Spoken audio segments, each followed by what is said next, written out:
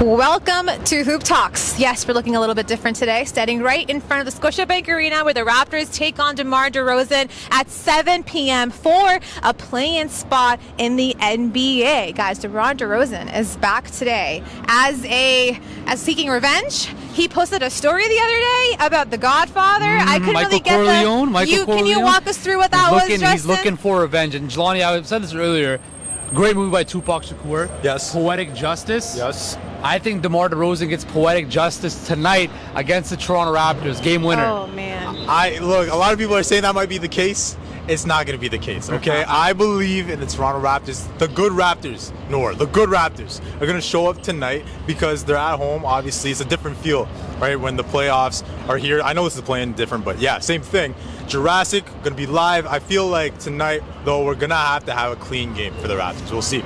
I think so too, but from that matter, we know DeMar DeRozan, after he posted that, he's going to be coming out, he's going to be clawing, he'll be looking at all of us dead in the eye when he makes those mid-range. But is there anyone on the roster that you're looking at, Justin, who could maybe limit DeMar DeRozan's production? I think it has to be OG Anunoby, right? He's going to get the DeRozan assignment. He's played great defensively against DeMar all season, holding to 14 points a game.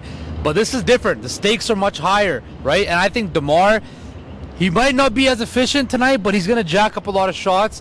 If he can get a lot more than 50% in, then that will be a very strong thing. But are also, we seeing Zach LaVine. DeMar DeRozan from the playoffs in the Raptors uniform that we remember him to be? Which type, though? Because the whole stigma about DeMar and playoff DeMar didn't always show up. But how much of that is true? Right?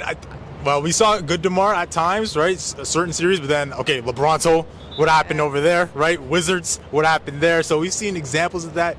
Tonight, DeMar's probably going to do his thing. I do expect 20-plus from him. But I got looking at Zach LaVine, right? Zach LaVine, I feel like a lot of people are talking about DeMar because it's his return and stuff like that. And Vucevic is also there too. But I think Zach LaVine, being that superstar talent, that could hurt the Raptors tonight, right? He's a guy that could shoot the basketball, and obviously his athleticism is different. So I want to see how we play inside. The interior has to show up defensively to stop him and shut him down. Does that mean Jakob Poeltl?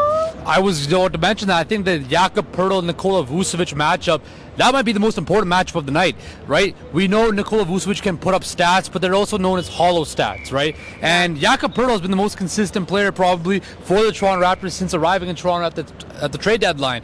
That, to me, if Poeltl can contain Nikola Vucevic, keep him at bay, and chip in with 15 points, that would be a massive, massive key for the Raptors to win this game, because what you're going to get from Zach LaVine and DeMar DeRozan. I don't know what we're going to see from the Raptors, right? But if they could play even their B-plus game, they should win this matchup. You know what I'm worried about, though? I feel like no one's really mentioned him so far. Alex Caruso.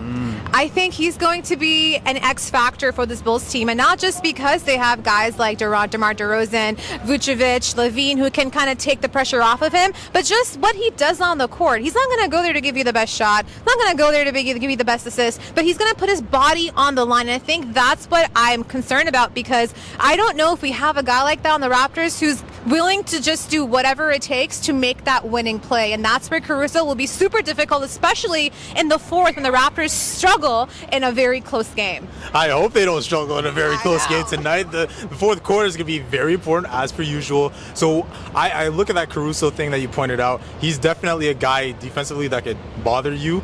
So my question is, are the Raptors going to shoot the ball at a high clip, or at least a respectable clip, okay? Because if it's not there, let's say it's a bad shooting night, then we lose, right? That's what's happened all year long, because we lose our way. The offense is doesn't gel once the shots don't fall. So hopefully, if you are somebody looking at the Raptors, you're gonna hope that it's a quick start, right? Yeah. Feel yourself out, get your shots, to fall, and then if that's a good first quarter, if it's a good start, then we'll move forward. But yeah, a guy like Caruso, you gotta watch out defensively.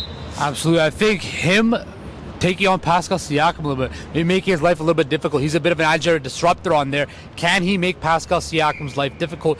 And that right there might be the key. And I also think he's a bit of a threat from the three-point range. He's not going to make a bunch of volume threes, but he will hit a timely three here or there. So that's what you got to watch out for. We know the Raptors defending the three-point line haven't been the best this season, so they have to really, really be cognizant of that. Yeah, absolutely. And the other guy, too, I think on the team that we haven't really spoken about is Pascal Siakam. What do you expect from him, Jelani? Well, Pascal, I've been saying it all week. He's got to show up tonight, right? This is do or die. You lose this game, you're gone. So I think Pascal, he understands the task at hand, and I know that he knows Fred is going to be Fred, right? The guy that we expect to score points, make plays. So now Pascal understands that, and he knows he's got to help him out in some particular way. Yeah. And I see that he's an all-star. I see that he's an all-NBA type of dude. So this is a nationally televised game. ESPN is up in the building. Everyone's tonight. watching. Is Mike Breen doing the game? I don't know. Oh, I don't think no. so. How electrical be DeRozan, bang, bang. No, that would But hurt. would that But- break your heart? You step aside. Jelani, you're a Raptor fan. Would that break your heart if DeRozan gets it in? Or would that make you be like, you know what? He said he full can never be circle. a villain in Toronto, though. I don't think he's ever going to be a villain in No, Toronto, right? even if he did that tonight.